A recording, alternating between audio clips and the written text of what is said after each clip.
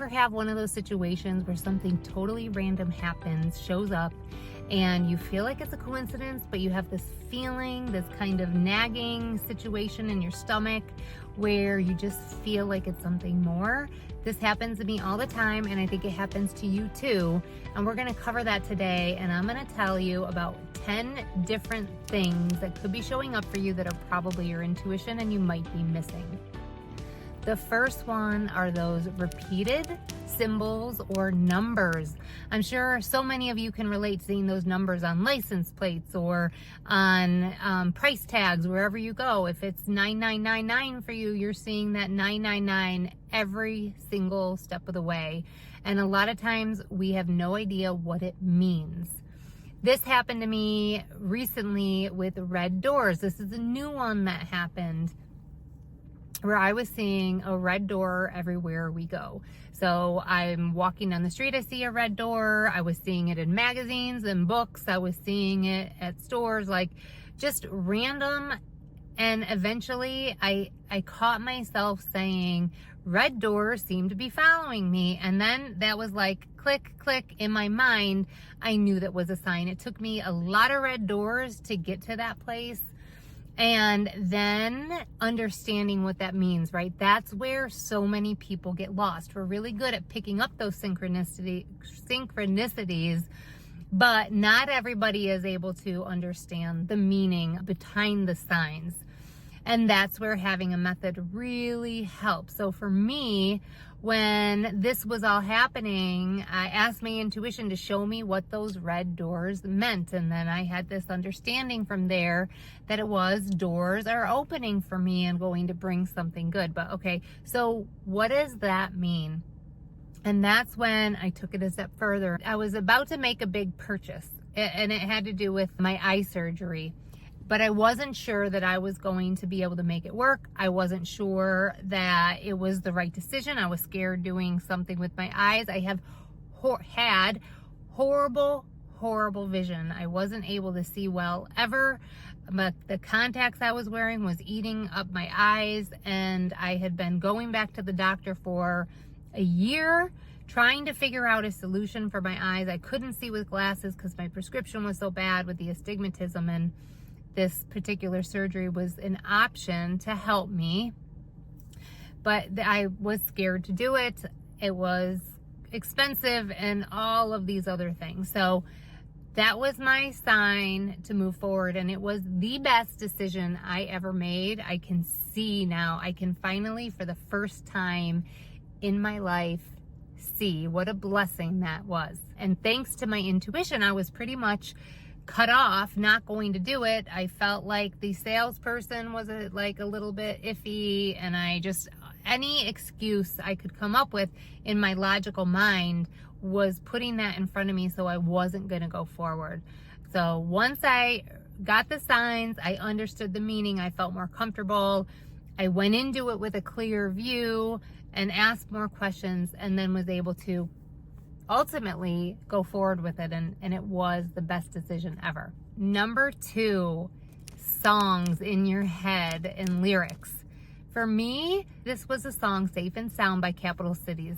When I was pre-divorce, this song just kept showing up. It's not the style of music that I would want to normally listen to, and it started to come up in my playlist. And I think at the time it was before I had Spotify or any kind of like music streaming, and I was listening to a lot of music on YouTube, and there wasn't really like a playlist type feature that would like randomly play songs. But all of a sudden this song just started showing up everywhere.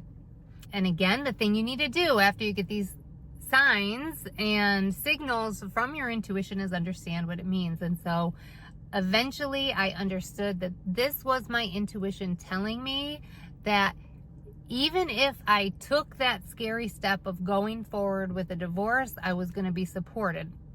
And this carried me through my divorce, because if you've been here for a long time, you know it got pretty ugly in there, pretty contentious, and not always a comfortable place to be. And that song kind of got me through and led me to the place where I am today. Number 3, and this one is really wild. technology glitches at key moments. Have you ever been trying to make a phone call and the call just won't go through? Or you're trying to make a purchase and you're hitting pay and it won't go through? Or all of a sudden you're on a work call and everything goes, or the power cuts out, or the software just doesn't work.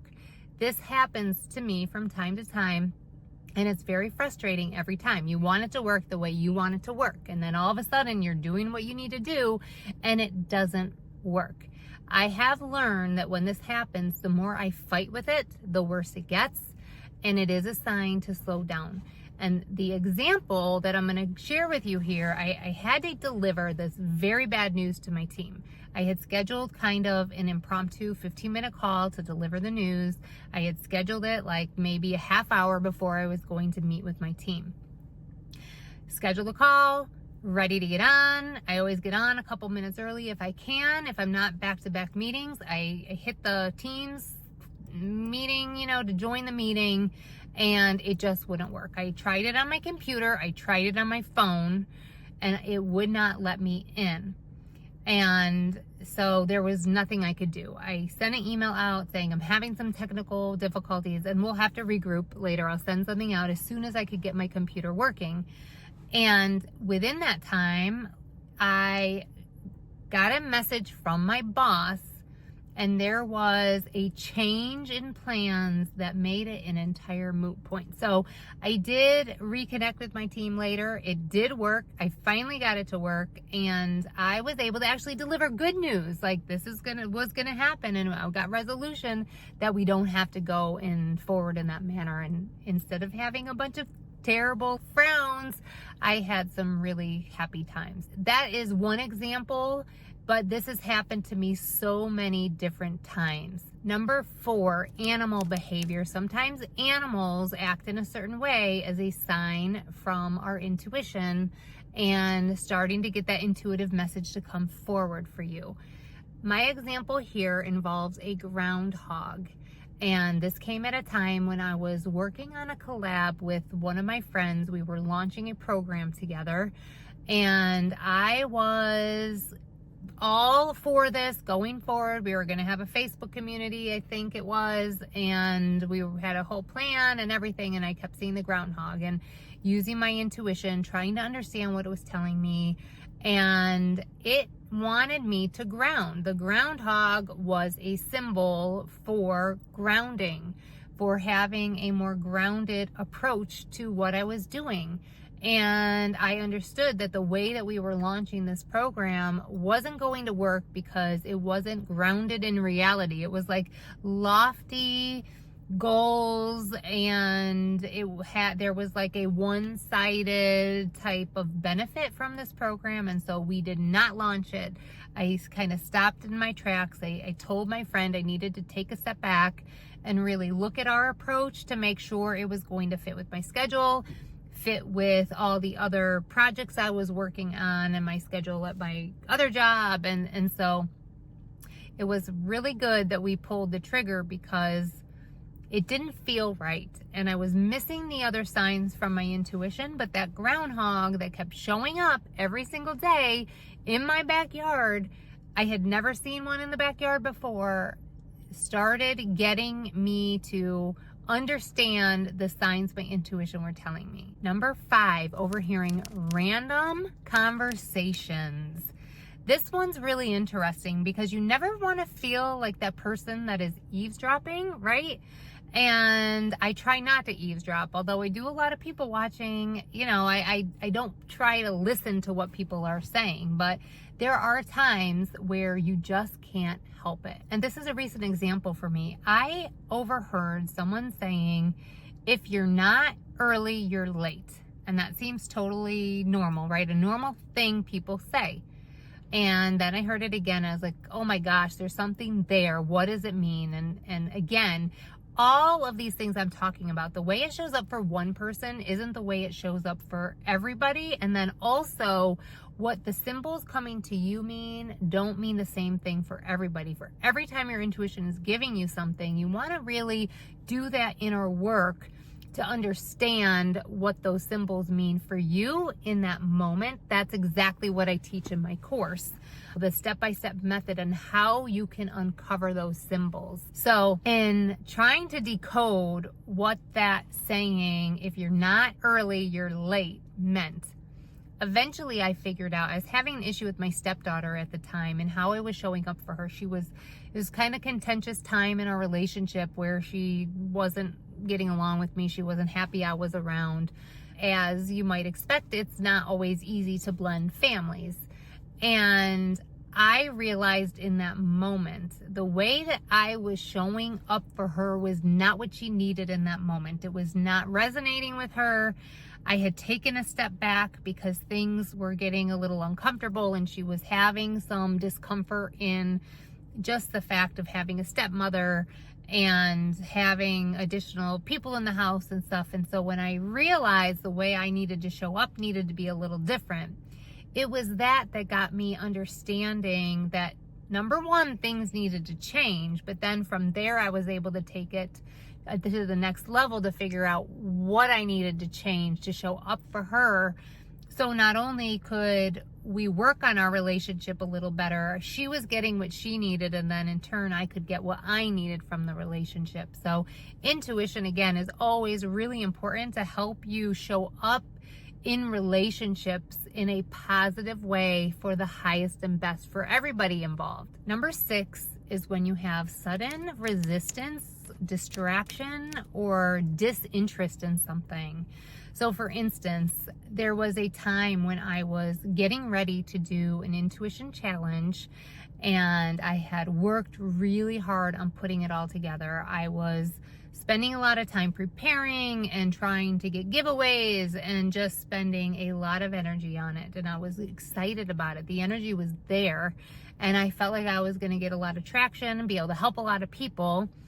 And then other things started coming into my life that I had to give some attention to, with work specifically, with my kids. And I didn't have the same energy around the challenge. It became work. Thinking about it is like, oh, I got to get this done. It's going to be so much work. I'm going to have to take time off of work to actually launch the challenge the way I want to launch it. And with that, I started to realize that was my intuition talking to me and I needed to take a step back. And so I took that step back and realized that that challenge was not in alignment with my current state, with my current goals, and that there was actually something else in my whole business that I needed to switch my focus to, which came out having amazing results. Understanding that even that subtle disinterest or that subtle shift in energy for you is something to pay attention to is really important. Number 7 are unexplained emotions. And this is a tricky one because if you're watching my channel, you are probably an empath just like me. And so it's very hard to discern what is your energy and what is everybody else's energy. And again, I talk about this in a lot of videos. Meditation helps with that. But when it's your intuition talking and trying to tell you something, it's very important to be paying attention to that. For example, I was in the grocery store, I think it was Whole Foods at the time, and I felt this heaviness come over me. Like I was in a good mood, ready to go grocery shopping, just needed to pick up a couple things, and then all of a sudden I got in the store and I just noticed I didn't want to be there anymore. I felt rushed. I felt like just uneasy. Just no rhyme or reason. I just didn't want to be there anymore. And then when I tuned in to why I was feeling that way, I realized that I was picking up on somebody else's energy. I just took inventory. I kind of had the nudge that I needed to just check in.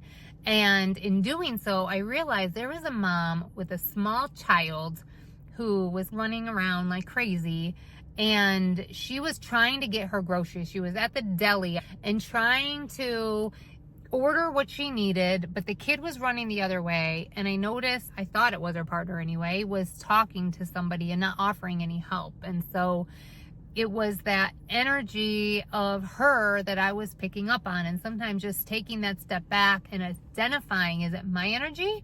Is it somebody else? What is going on?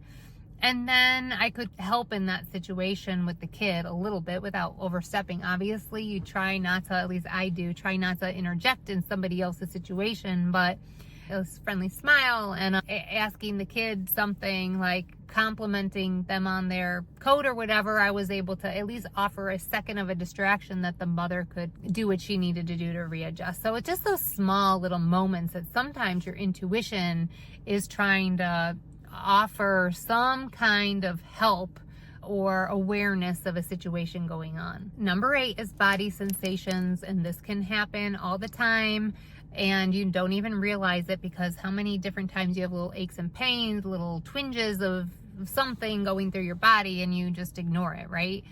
But many times I have noticed that this is your intuition speaking. But again, it's like the last one we just covered with those emotions. It's hard to discern. Is it mine? Is it somebody else's? What does it mean? And so really having that process that you use, that methodology to ask your intuition to tune in, to figure out what it actually means. It doesn't always mean doom and gloom, like, oh, you could jump to the worst case. I have cancer, or I have this, I have that.